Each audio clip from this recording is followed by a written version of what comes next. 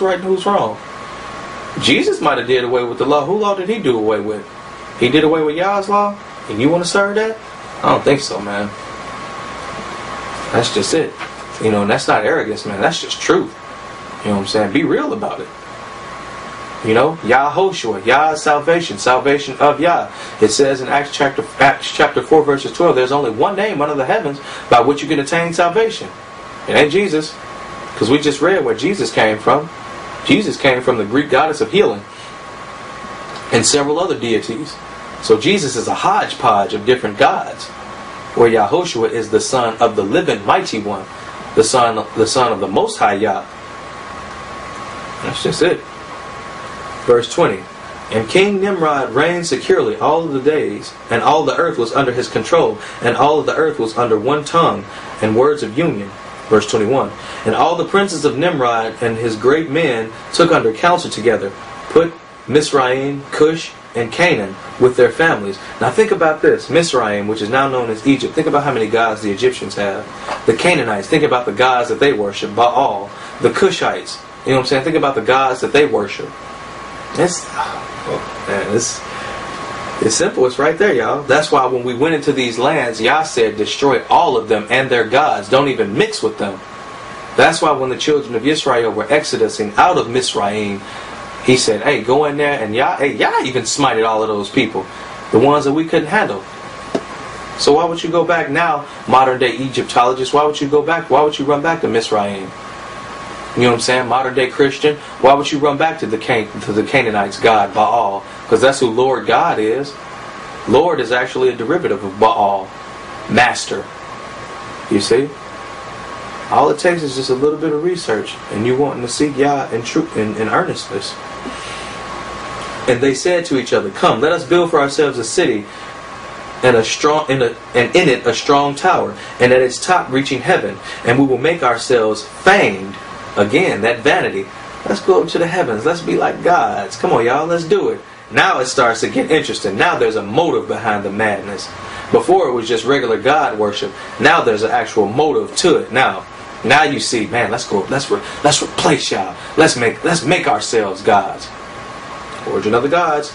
So that we might reign upon the whole world, in order that the evil of our enemies may cease from us, that we might reign mightily over them, that we might not become scattered over the earth on the account of the wars.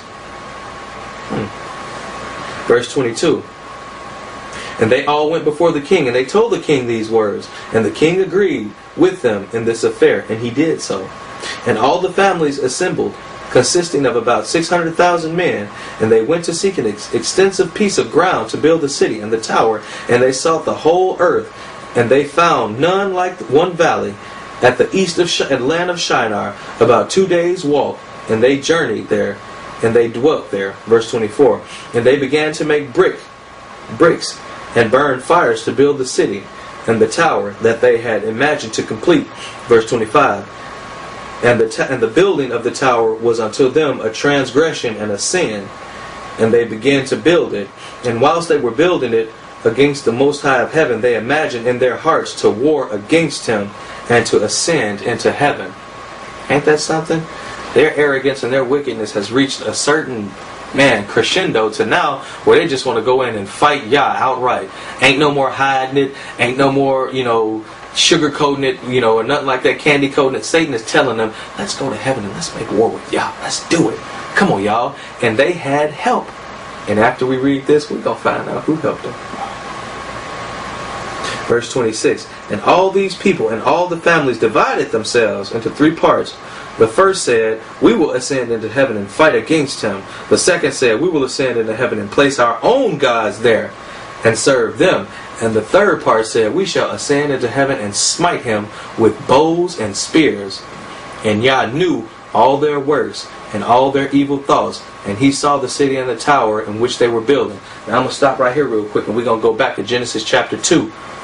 When I jump down to, verses 21 and 22. When Yah said, look, man has become like one of us. And least he reach out and touch and eat of the tree of life. Now just think about it. Just think about if Adam and Eve had did that. If they had went out there and ate of the tree of life. Now they would be like angels. You know what I'm saying? They would be living forever. And think about if they'd have tried to go in and make war with Yah then. See, Yah knew all of this even back then. So that's why we were ousted out of heaven again. See that?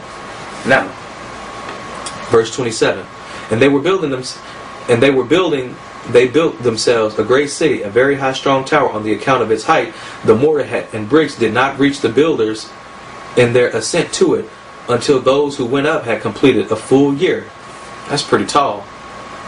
So I'm wondering, how could they get up there that high? Because, the higher up you go, you can't really breathe. So if it took them a full year to get up there, they must have made it pretty high. You know what I'm saying? The air must have been pretty thin, if there was any air at all. Let's continue to read. After that, they reached to the builders and gave them mortar and bricks. Thus it was done daily. And behold, these ascended and others descended the whole day. And if a brick should fall from their hands and got broken, they would all weep over it. And if a man fell and died, none of them would look at him.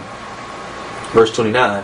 And the Most High knew their thoughts, and it came to pass when they were building, they cast arrows toward the heavens, and the arrows fell upon them filled with blood.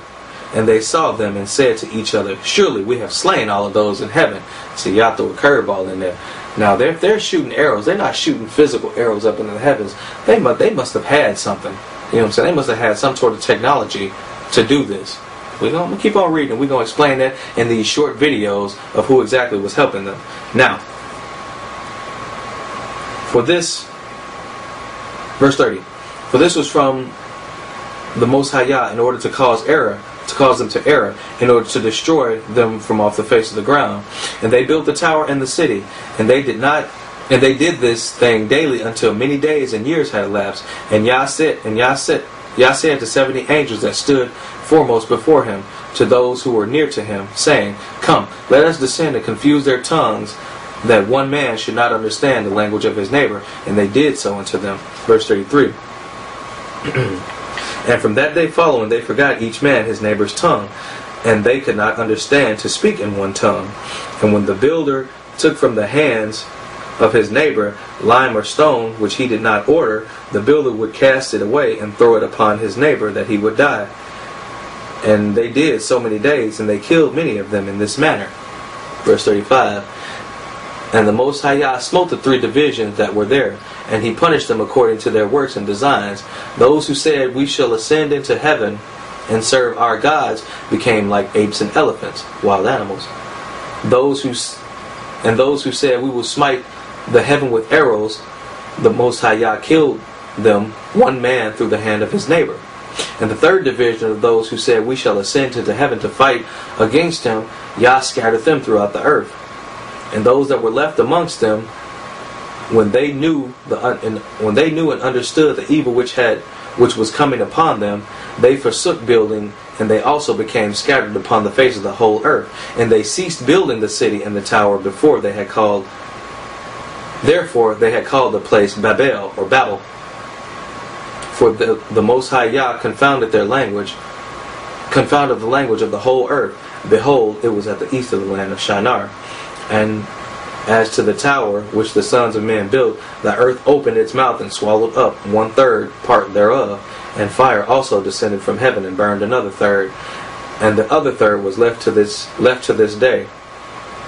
And its part which was aloft and its circumference is 3 days' walk. And many of the sons of men died in the tower of Babel, or died in that tower, a people without number. Now I read all of that to get you guys ready for what we're about to go into now. Obviously, with the amount of technology that it took for them to build and construct these things, and the arrows that they were talking about to shoot up and things like that, and them ascending and taking a year to get up there, they had help. Well, who was it that helped these people? Let's find out. Now, these beings, or these entities that assisted Nimrod in this endeavor, were known or are known nowadays as the Anunnaki. And the Anunnaki, they live now on a planet that is in our planetary system. It has an elliptical orbit, a longer orbit, so it takes it I believe its precession takes 3,600 years for it to come through. And now this planet is known by many names: Nibiru, Marduk, Wormwood, the Destroyer, the Red Star, and lately Planet X. Now the Sumerians, their religion that they practiced, it was a polytheistic religion, meaning that they had many gods, with anthropomorphic deities representing different cosmic terrestrial forces in their world. According to their mythology, the gods originally, now this is according to their mythology, this is the lie that the gods, those Anunnaki told them, they told them that the gods originally created the humans as servants to serve them, but freed them when they came, the humans became too much of a problem to handle, so they freed them. And now check this out: when these fallen ones return in these coming years, this is going to be the same lie that they used to get man under the spell again. Hey, we created you. Look, we have a map to your DNA. Hey, you want the cure for cancer, cure for AIDS, all that stuff? We got it right here. Here's the trick, though. There's a God that we worship. This is the God of all gods. And that's when the man of sin is going to come onto the scene. But here are just some of the names of some of their gods that they had. An, A-N, is the god of heaven and the firmament. Ki is the goddess of earth, and actually Ki is the name that they use for earth.